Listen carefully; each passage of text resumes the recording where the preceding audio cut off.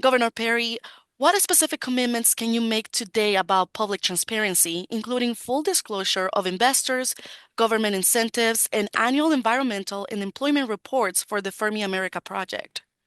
Yeah, well, this is a public company, so all of those reports are there in the S11. So I'm quite comfortable that all of the appropriate disclosures are there, and and these are people we're working with people that have run public companies before. Obviously, my son has run a public company, and he was involved with this. He's not on the board now for Fermi America, but he was very involved with the formation of it and what have you. Toby Nagelbauer, the other folks, they've been on public companies before, so all of that will be done appropriately. Absolutely. And I mean, we have talked about water before. Water is a big concern for the community. So I just want to touch a little bit on that. We're not gonna go full on. It's just so we can, just revisit the topic a little bit.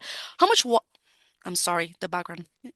Again, sorry, let me start. How much water will the facility consume annually I'm getting some background noise. I'm so sorry. It's okay.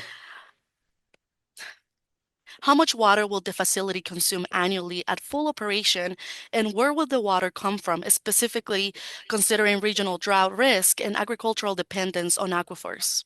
Yeah. Here's what I think is really important, Abby. And I'm an old farm boy. Grew up in a rural part of Texas, dryland cotton farmer. I was the agriculture commissioner of the state of Texas. I was the governor of the state of Texas. So I would argue that I have a very good understanding of water, the necessity of that water for the agricultural community in particular. And this project is really fascinating. Um, this project will use about as much water for its first gigawatt as one pivot to water corn. One pivot. And there are thousands of pivots all across the panhandle of the state of Texas. And my bet is that nobody's going to stand up and tell the agriculture community, you cannot use the water that we have to grow the corn that you're going to be growing. They're not going to do that. And the jobs that will get created with Fermi America is a substantial amount. But here's what's more important, and this is what I want the people of the Panhandle and the surrounding area to really understand. This project is about the national security of our country. We are in a war. We're in a race to get to the artificial intelligence that's going to be driven by these data centers. And the war is with China. This is every bit as important as the project we did in the early 1940s when the world was at war with Nazism. And that's the Manhattan Project. So I ask people to put this into perspective. Number one, it is going to use a relatively de minimis amount of water when it's compared to what we use to raise the corn in the panhandle of the state of Texas. But more importantly, this is about the security of America.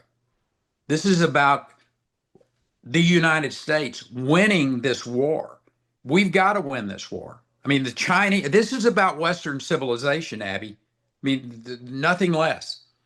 So, Fermi America's commitment to this country from the standpoint of being able to deliver this artificial intelligence in these data centers is what's at stake here.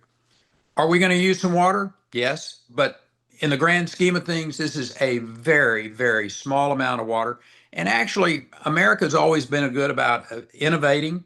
I will suggest to you, just like people said back in the early 2000s, we had found all the oil and gas there was to find, and we were on this declining curve.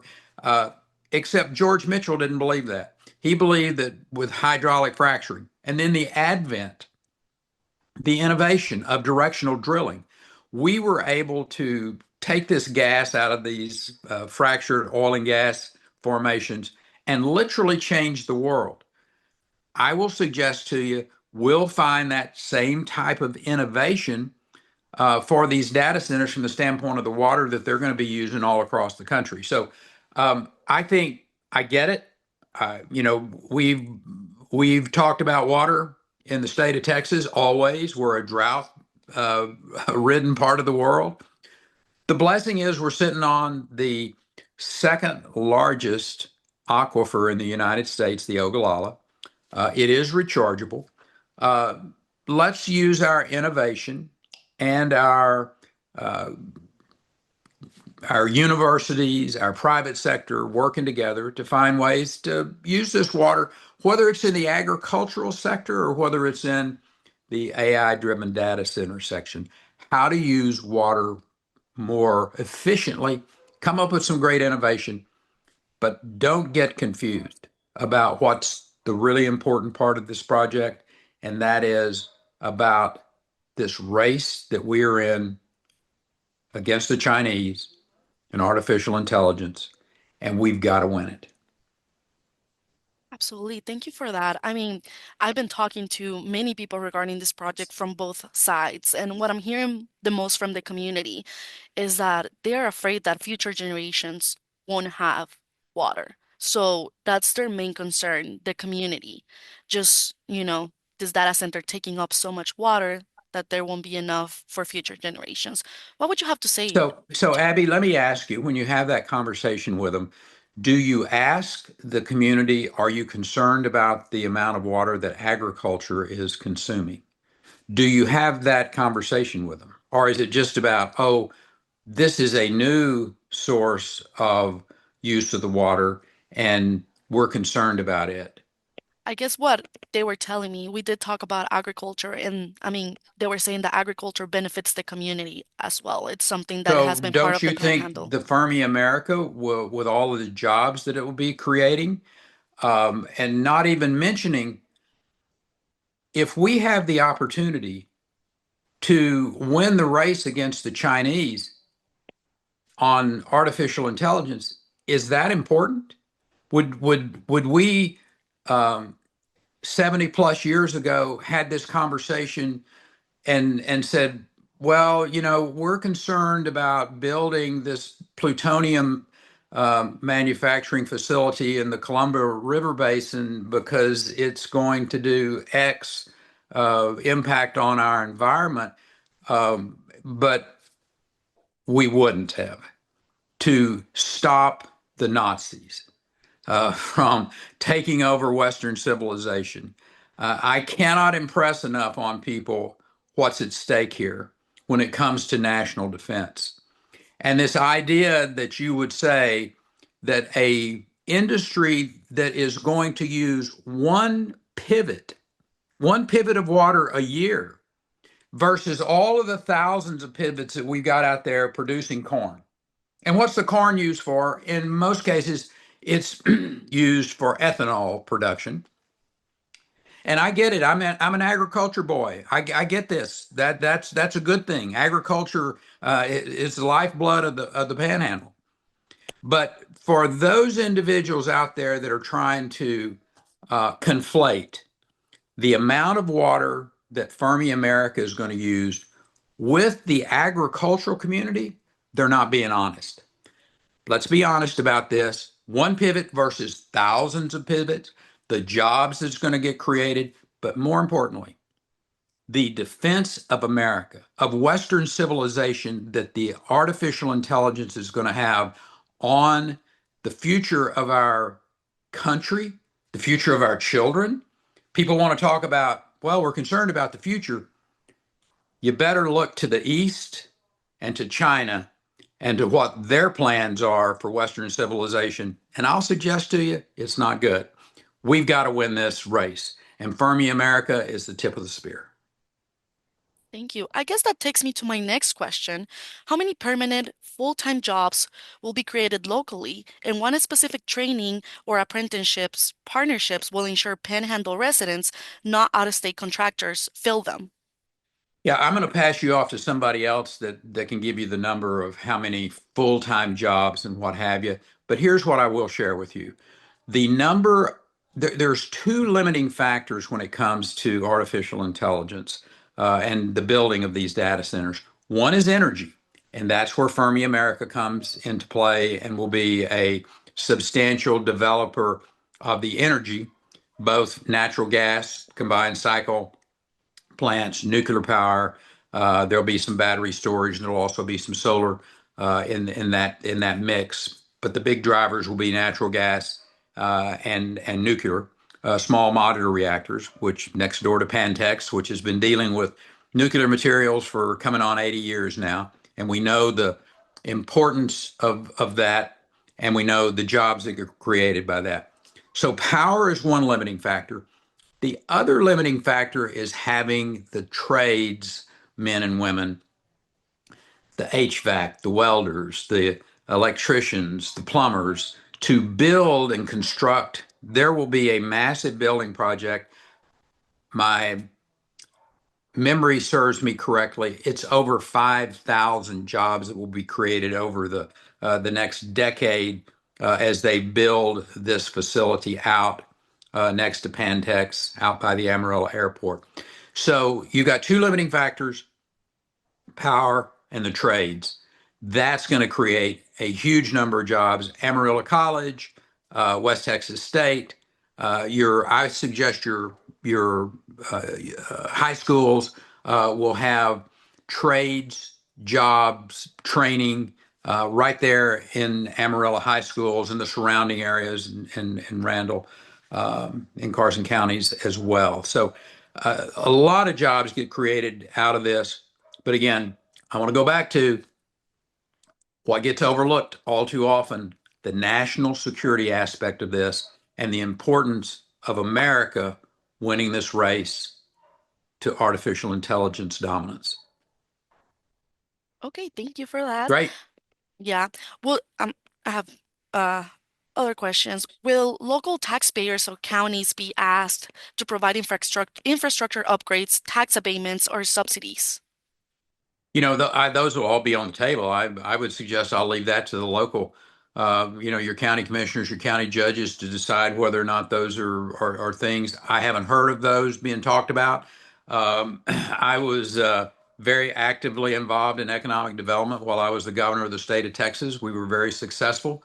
Some counties decided they wanted to do that, some didn't. That'll be left up to the local folks. Okay.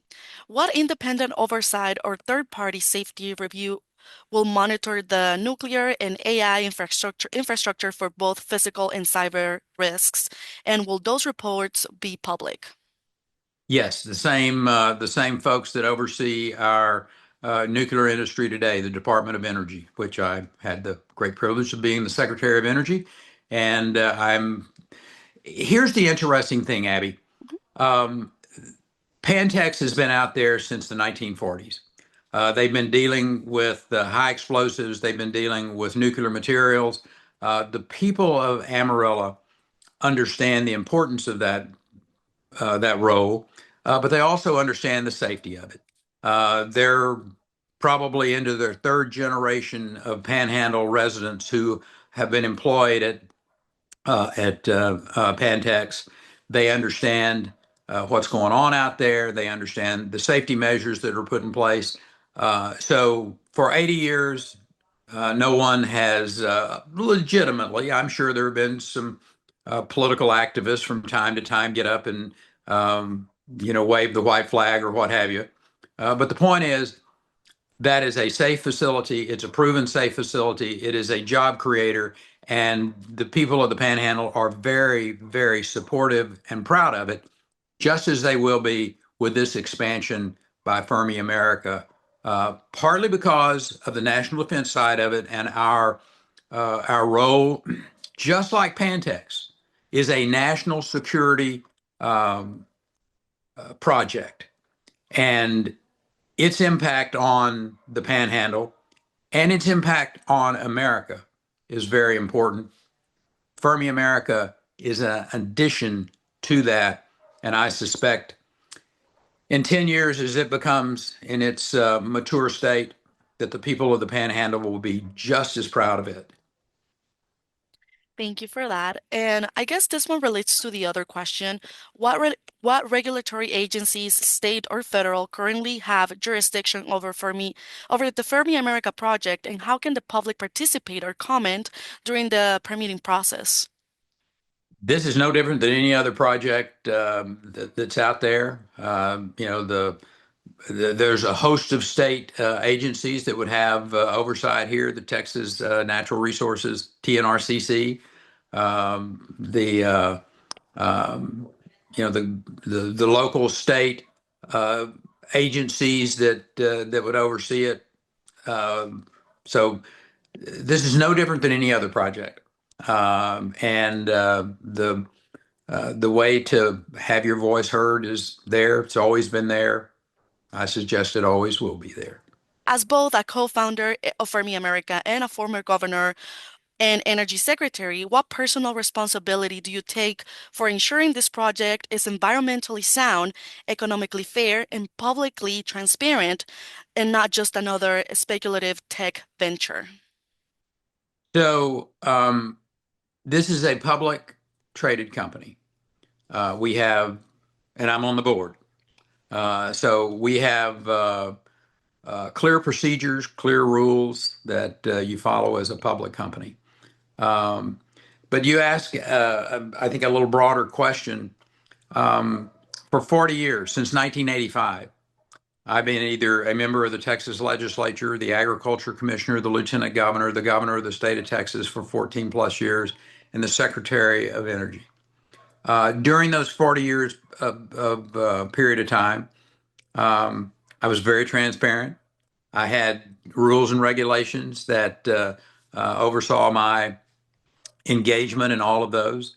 And other than just the regular political back and forth, um, handled all of those in a very honorable, appropriate, transparent, and the people of the state of Texas trusted me enough that they elected me, I think, 6 times to statewide office. So nothing's changed. I'm still the same person I was 40 years ago, looking after the people of the state of Texas. In this case, uh, it's looking after the people of America as well because of the national security aspect of this project.